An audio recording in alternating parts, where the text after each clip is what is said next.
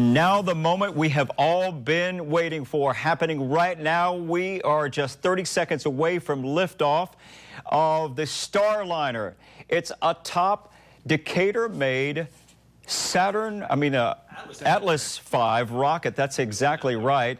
And I want to give you a couple of tidbits because on board this Starliner, Christmas presents and treats for the ISS astronauts. They'll be paying tribute to past space flights on this. 500 tree seeds, similar to ones flown aboard Apollo 14, the 1971 moon mission, among others. Let's listen in. 3, 2, 1, and liftoff. The rise of Starliner and a new era in human spaceflight. Near the tower. Now 10 seconds into flight. Vehicle's begun the pitch over program. Body rate responses look good. Now 15 seconds in. VU's gone to closed loop control.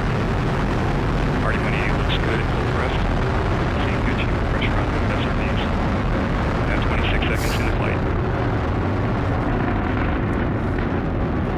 RD-180 now throttling down to partial thrust as expected. Engine response looks good. Now 38 seconds in. RD-180 engine operating parameters continue to look good. Vehicle is now passing through max Q, maximum dynamic pressure. Chamber pressures on both SRBs continue to look good. RD-180 engine operating parameters also continue to look good. Now passing 1 minute into flight.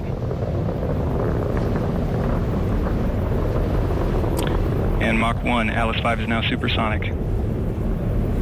Atlas V, now supersonic. You just heard him say there. This is a historic day for NASA, Boeing, and the United Launch Alliance. This partnership is now eventually going to send astronauts to space on an American spacecraft from American soil. This is huge. It's an unmanned spacecraft right now, but they're collecting a lot of data on this mission as it's on its way in an 8-day mission to the International Space Station and then back as well. It's an incredible, incredible journey for the space program. This joint partnership between private and public, between NASA, Boeing, and the ULA and North Alabama has a lot to do with this. As you're seeing on your screen right now, we were just mentioning moments ago some of the things aboard. Some interesting little tidbits that we found, Rob, aboard this this orbiter out there, the Starliner.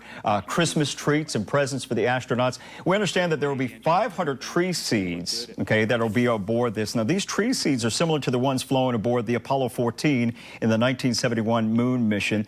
And we understand, and this is a possibility, we need to confirm this, but when they come back, the tree seeds come back to the Earth, we understand that some Boeing facilities that contributed to the Starliner mission will actually be planting these seeds. So that's a good follow-up story for us. Also, American flags will be on board, much similar to the American flags that Alan Shepard brought aboard his flight as the first American in space back in 1961.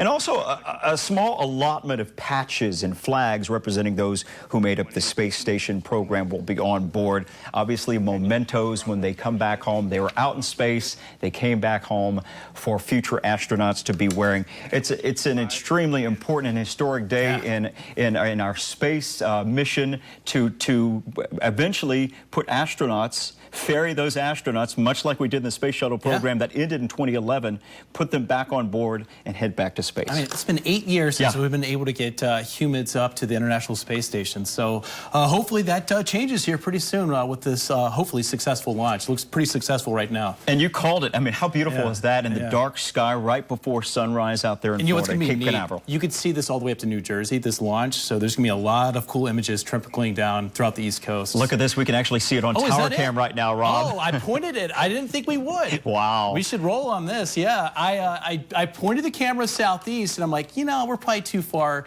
Wow, that's so neat. Yeah.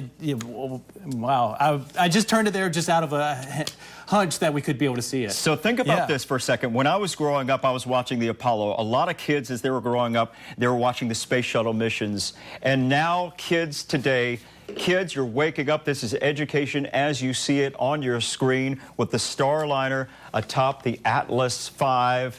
This is really, really awesome. Rob's even taking a picture of this. Yeah, I think we should just stay on this. It's going to be really mostly sunny today, folks, but this is really neat. Oh, and it looks like you can see the separation where that first one kind of separated. How about that? Huh? Yeah. So, wow, that's pretty cool. Man, I'm glad I turned that camera southeast. I'm like, well, might as well, right? Yeah.